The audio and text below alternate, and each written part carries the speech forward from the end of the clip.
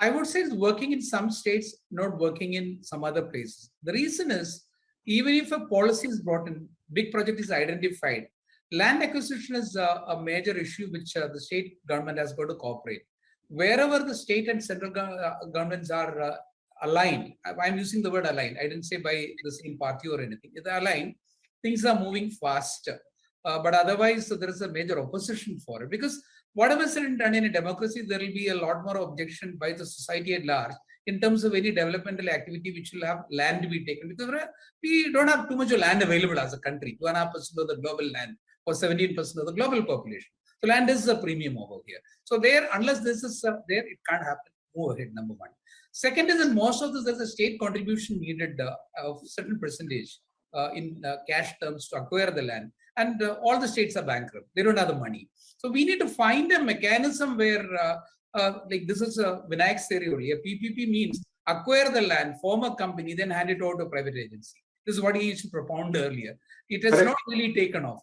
Unless we come to that level, implementation normally we mistake in terms of when you start constructing. Construction, once it starts, other than for the road, whether they do all of the projects happen maybe with a delay of maybe 10 to 15% of the time. That is because of labor issues or some local issues. Otherwise, it is quite okay. And I need to be admitting another thing, that the mechanisms, mechanization of the entire construction portion in India is catching up at a faster rate, which didn't happen for 2 decades post our industrialization starting in 2000 onwards. Currently, I can see right from whether ordinary construction or road construction, we are adopting globally accepted better mechanisms. That is why we are able to do things faster, and engineering-wise advancements are substantially higher. So their implementation times will only come down going forward. But I'm only again going back to this, in a country like this, like you mentioned about, urbanization is one area where overall the water projects, the city electricity distribution orientation, or roads, not the intercity roads put together, can consume huge capital. And that is an area where all of us spoke about it, but it is neglected. We are trying to convert the dirty cities into smart cities. That's a more expensive and not an achievable thing, because urbanization, people are flocking into the existing cities. So you cannot improve beyond a level. But how many new cities are we creating the way China has done it? Not that everything that we've done is right. America has also done it that way maybe 40, 50 years back. Now, these are the areas where there are no thought processes going on.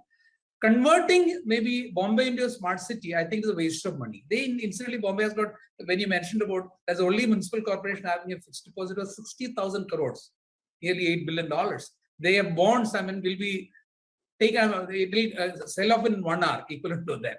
So, but there are others who are bankrupt. And how, instead of going for it, why doesn't the government get into identified satellite cities of the existing ones and acquire the land? Not less than 5,000 hectares, plan a city. That's the way it has happened anywhere in the world. And then that each project will be $20 billion. And then all the numbers what Vinayak spoke about. So instead of the rural people migrating into overcrowded cities, into slums and pigeonholes of 10 by 10 rooms, why aren't we creating that with everything taken care of, the way Dubai would develop a city, that you have the water supply underground done, your tube rail done, everything done, and then sell the land. People, the builders will take over. And they sell it, and they know how to. This is an economy that we need to be creating. This, in the next maybe a 20-year period of time for the urbanization requirement of India, would consume maybe equivalent to a couple of $100 billion. This is what we need to plan. And we can do that. There are examples available.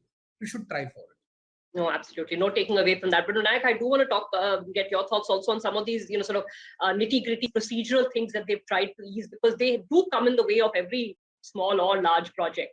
How are they shaping up from what you hear? Look, there are 3 very strong policy interventions that have happened in the last few months.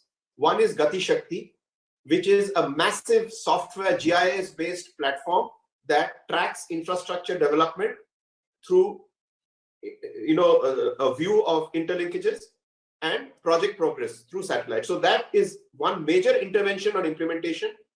The second is the 29th October circular on public procurement, where they've started disbanding the L1 Raj and have talked about honoring arbitration awards and paying up in time and timely payments. It has attacked all three. It's a great relief. The 29th October circular came as a kind of a minor miraculous shock to the private sector to say that it has now been incorporated in the GFR, General Financial Rules of the Union of India. So any violation of that will attract CAG, CVC, criticism for the concerned government officer. So it's a very big step. And the third is the beta testing of the NSWS, National Single Window System. So as you can see, across these three, there are three very major interventions to ease execution and related pressures. But what Uni said about plug and play is a point that we've been making, saying that the way to do big projects is for the state to use the plug and play model, which was used by in the two ultra mega power projects. State, the bureaucracy has to buy 100% land, get all the sovereign permissions in place, and then hand it over to the private sector, who will be only too happy. But the bureaucracy is very happy to just take the monkey and put it on the back of the private sector, saying you acquire the land, you get the permissions. And this we have strongly resisted from the private sector, saying that is not our job.